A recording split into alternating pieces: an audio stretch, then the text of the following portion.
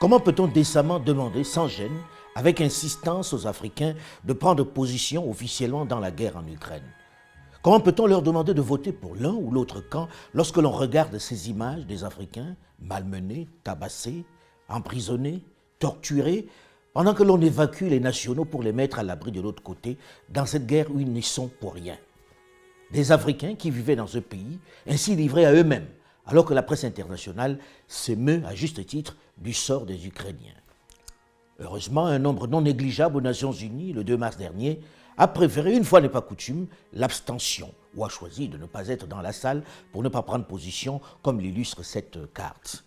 8 pays ont choisi de ne pas être dans la salle, tout simplement, et 17 se sont abstenus. Un pays, l'Érythrée, a voté contre. 28 ont voté en faveur du projet de résolution proposé par les États-Unis et l'Ukraine pour condamner l'invasion de l'Ukraine sur les 54 pays africains. Une très faible majorité donc en faveur du oui, ce qui est très loin de refléter la tendance qui a dominé dans le reste du monde, qui a massivement voté en faveur de la résolution. 141 pays sur 192 au total. Lorsque l'on regarde ces images, on est encore plus conforté dans l'idée selon laquelle il faut que nous, Africains, nous trouvions notre humanité, notre place, qu'on exige le respect de tous. Ces Africains de la diaspora dans les pays baltes vivent le racisme au quotidien, dans l'indifférence la plus complète. Que l'on soit en Ukraine, en Biélorussie, en Crimée ou en Russie, il faut que cela soit su et que nous sortions de cette situation où à chaque fois nous sommes les dindons de la farce internationale. Il faut que les Africains soient considérés partout comme des êtres humains à part entière. Parce que pendant ce temps, tout à fait naturellement, et on ne peut pas le leur reprocher, au contraire, en Europe, on envisage déjà avec beaucoup d'amitié et d'honnêteté l'accueil des réfugiés ukrainiens qui correspondent, je reprends les propos de quelques confrères et personnalités, au type de réfugiés que l'Europe sera prête à accueillir et intégrer plus facilement. Des populations qui collent mieux à sa civilisation. Ça sera sans doute une immigration de grande qualité, en revanche.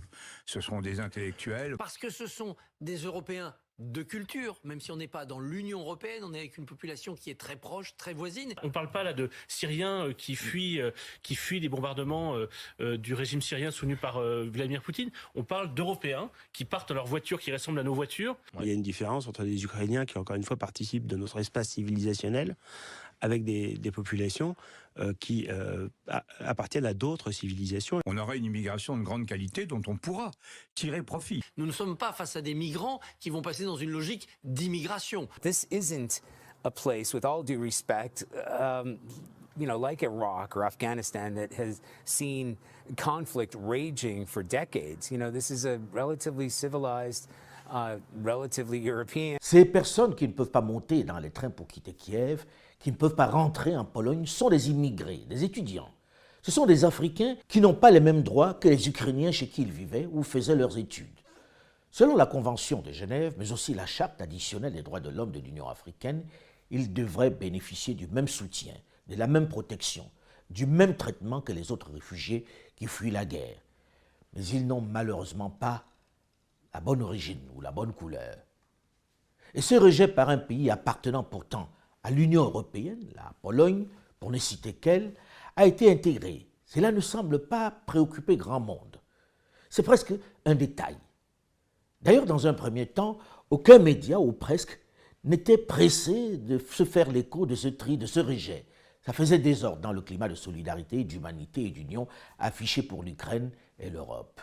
Ce que cette situation offre n'est que la manifestation en public de ce que vivent les Africains dans l'ensemble des pays baltes, j'allais dire de l'ancienne Europe de l'Est, qu'ils soient en Ukraine, en Pologne, en Biélorussie, en Estonie, en Géorgie, en Crimée ou en Russie.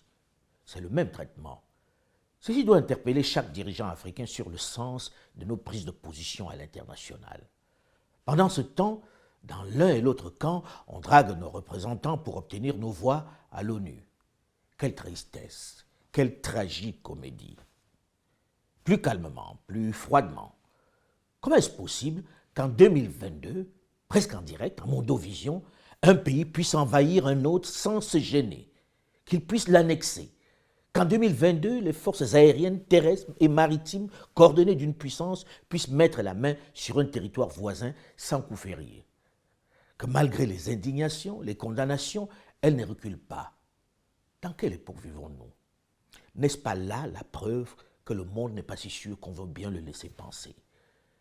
Quelles que soient les raisons, quelles que soient les justifications, comment peut-on arriver là avec autant de morts? Quel que soit l'endroit du monde où l'on se trouve, cette scène fait peur. Elle ne rassure pas en tout cas. Et plus triste, dans cette tragicomédie, la solitude de l'Ukraine. Au-delà des menaces et des sanctions, elle est bien livrée à elle-même. Я дійсно вдячний кожній державі, яка допомагає Україні конкретно, але конкретно, а не просто словами. Але є й друге. Ми залишаємось наодинці у захисті нашої держави. Хто готовий воювати разом з нами? Чесно, не бачу таких. Хто готовий дати Україні гарантію вступу до НАТО?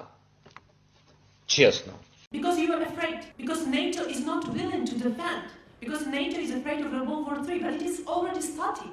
And these are Ukrainian children who are there taking the hit. You're talking about more sanctions, Prime Minister, but Roman Abramovich is not sanctioned. He's in London. His children are not in the bombardments. His children are there in London. Putin's children are in Netherlands, in Germany, in mansions. Where are all these mansions seized? I don't see that. I see that my family members, that my team members are saying that we are crying. We don't know where to run. This is what is happening, Prime Minister.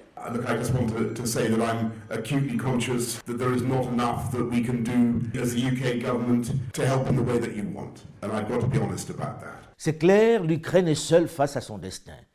Elle ne risque pas de voir débarquer des contingents américains ou européens avec des armes sophistiquées de dernière génération. Elle ne risque pas de voir arriver une force Takuba ou Serval ou Barkhane. En face, c'est du sérieux. Personne ne peut se risquer à prendre des armes contre la Russie et son arsenal nucléaire. On va tous s'indigner, multiplier des sanctions économiques, fournir de l'armement, mais ça ne rétablira pas l'Ukraine dans sa souveraineté, je le crains. Ça ne ressuscitera pas ses morts. Ceux qui hier, dans l'ombre, poussaient l'Ukraine à s'enhardir contre Moscou, se sont éclipsés ou parlent désormais de loin.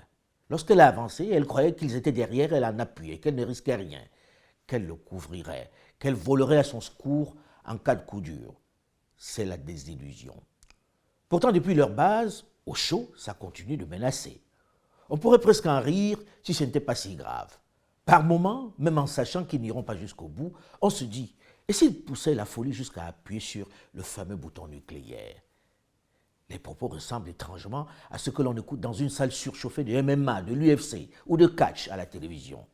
On montre les muscles, on se livre à une démonstration de sa capacité de destruction de l'adversaire, comme les dialogues dans les jeux vidéo pour enfants. The United States Army remains the world's premier ground force. But I want to be clear. I want to be unambiguous. I want to be clear to those who try to oppose the United States. I want to be clear to those who wish to do us harm. I want to be clear to those around the world who want to destroy our way of life and that of our allies and friends. The United States military, despite all our challenges, despite our op-tempo, despite everything we've been doing, will stop you and we will beat you harder than you've ever been beaten before. Make no mistake about that. And when we show up on your turf, then you know the game's for real. And the other thing you know is you're going to lose. You will lose to the American Army. Make no mistake about it. And we will destroy any enemy, anywhere, anytime. So I stand here today, and I caution the enemies of America who doubt or misread our capability. It's our aim to deter war. But if deterrence fails, we as an army, we as a nation, must be prepared to fight. That we, the United States military, we, the United States Army, will never lose a war. Кто бы ни пытался помешать нам, а тем более создать угрозы для нашей страны, для нашего народа, должны знать, что ответ России будет незамедлительным и приведет вас к таким последствиям, с которыми вы в своей истории еще никогда не сталкивались. Cette tragique situation de guerre que nous déplorons tous doit absolument interpeller les Africains. Elle est certes à des milliers de kilomètres du continent, mais elle nous parle plus que jamais. Que devons-nous comprendre? En quoi cela peut-il nourrir les Africains? En quoi cela peut-il inspirer les dirigeants subsahariens? D'abord, elle permet de mieux intégrer que tout ce qui se joue aujourd'hui comme hier par les grandes puissances à travers la planète est sous-tendu par un désir, une ambition hégémonique. Il s'agit d'abord et surtout d'installer son influence dans toutes les zones du monde. C'est dans l'ADN des grandes puissances. Depuis la nuit des temps, les discours sur la volonté d'installer la paix ou la démocratie sont des prétextes, des alibis auxquels seuls nous, les naïfs, croyons. Il n'a jamais été question d'aider ou de soutenir un quelconque régime, que l'on se place du côté des Russes, des Américains ou des Européens. Les interventions faites çà et là à travers le monde n'ont pour seul but que d'étendre leur influence. Nous sommes sans doute en train de vivre la fin de l'hégémonie occidentale sur le monde. Nous nous étions habitués à un ordre international qui, depuis le XVIIIe siècle, reposait sur une hégémonie occidentale. Les choses changent. Et elles sont profondément bousculées par les erreurs des Occidentaux, dans certaines crises, par les choix